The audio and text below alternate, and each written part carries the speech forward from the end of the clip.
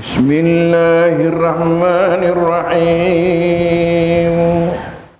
Assalamualaikum warahmatullah. Saya yakin bahwa tanpa doa daripada kedua orang tua saya susah mendapatkan ini. Karena setiap saat dia menelpon mengatakan, bagaimana studimu nak? Karena beban atau risiko daripada beasiswa ini ketika tidak selesai tepat waktu akan dikembalikan. Bayangkan, bukan uang sedikit, 400 juta yang harus dikembalikan. Ananda tidak bisa membalas dari segi materi, tetapi insya Allah selama ruh berada di alam, selama ruh berada di jasad saya tidak akan berhenti mendoakan kedua orang tua saya supaya dipanjangkan umurnya, diistiqamahkan dalam beribadah, diistiqamahkan sampai dia menjemput ajalnya. Mudah-mudahan dia dalam keadaan husnul khatimah.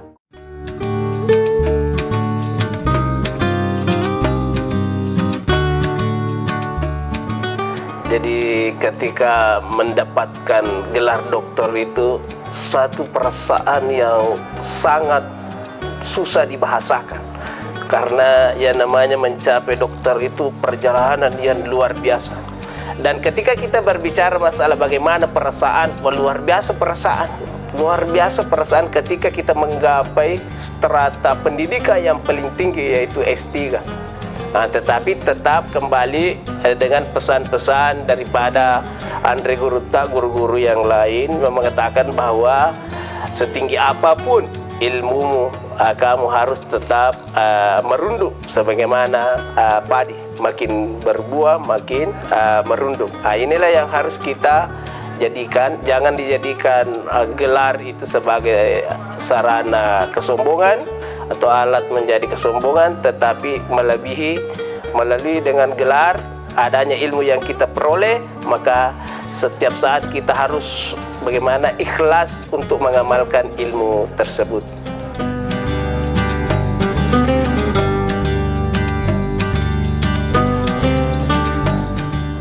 Nah, saya mencapai doktor itu karena terinspirasi dari Guruta mengatakan bahwa kamu harus menuntut ilmu.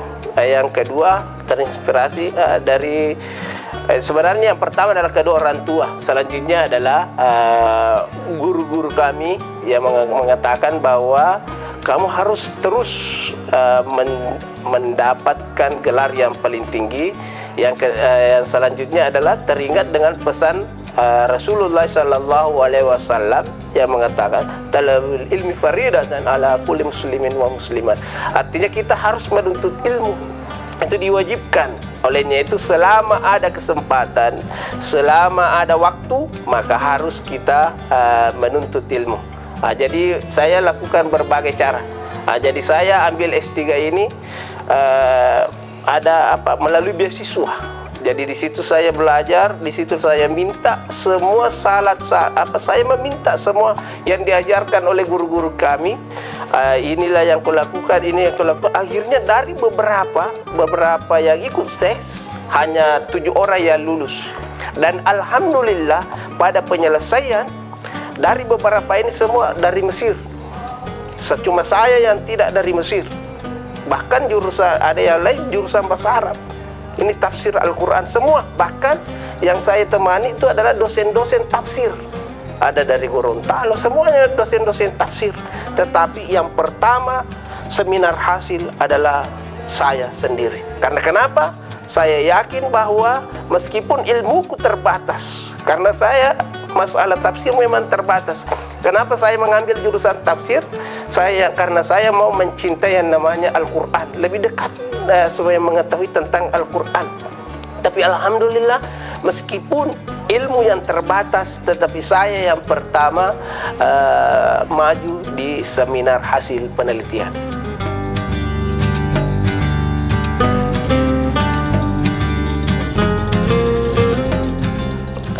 Jadi setelah jadi doktor itu sebenarnya bukan ukuran bagi saya.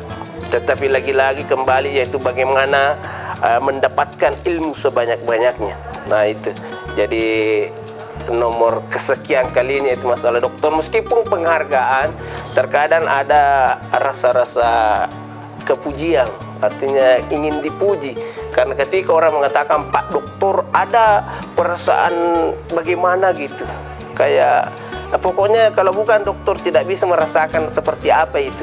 Tetapi dengan itu kembalikan kepada Allah Subhanahu wa taala bahwa apa yang kita raih semua izin daripada Allah Subhanahu wa taala. Karena tanpa izin daripada Allah tidak mungkin kita menggapai yang namanya puncak studi yang tertinggi, yaitu S3.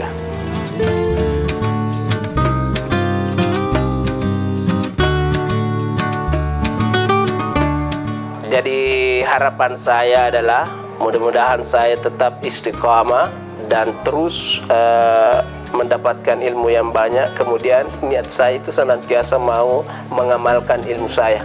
Mudah-mudahan kami dibutuhkan di mana-mana supaya untuk menyampaikan ilmu yang kami peroleh mulai dari bangku SD, mulai dari di Mangkoso yang 14 tahun. Mudah-mudahan ilmu yang kami dapatkan di Mangkoso selama 14 tahun bisa kami amalkan dan menjadi amal bekal nanti kami di hari kemudian.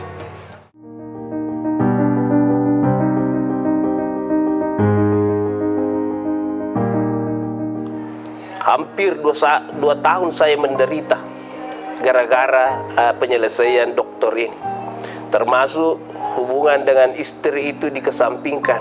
Bahkan ketika saya memang minta izin kepada istri, mohon karena saya mau cepat sesuai target supaya bisa cum laude, maka saya yang biasanya lebih banyak kepada keluarga saya kurangi.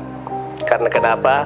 Saya kalau kita mau terlena, pasti kita akan tidak bisa selesai secara tepat waktu. Nah itulah yang mengakibatkan saya mengorbankan sebahagian.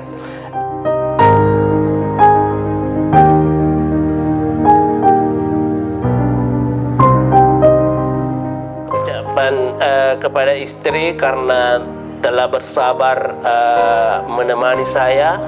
Dia sudah memahami karakter saya.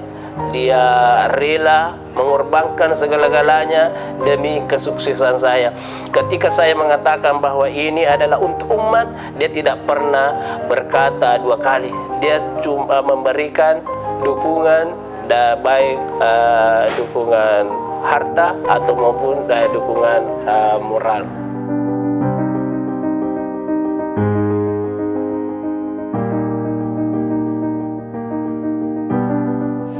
Saya yakin bahwa tanpa doa daripada kedua orang tua saya susah mendapatkan ini.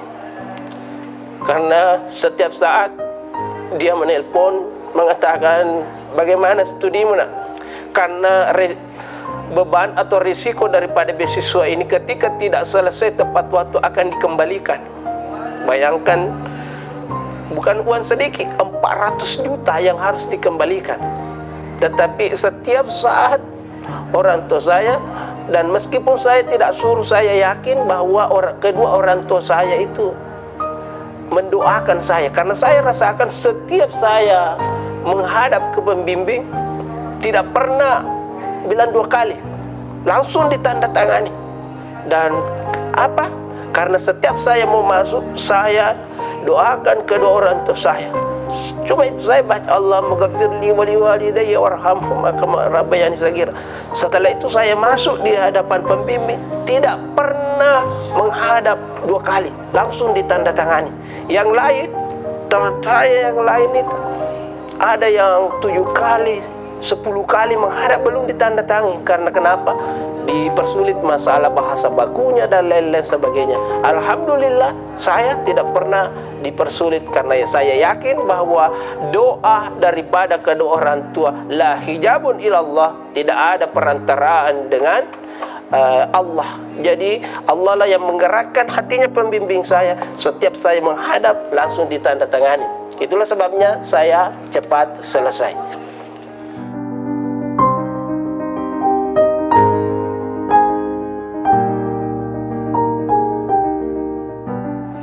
yang saya sampaikan kepada kedua orang tua adalah Ananda tidak bisa membalas dari segi materi,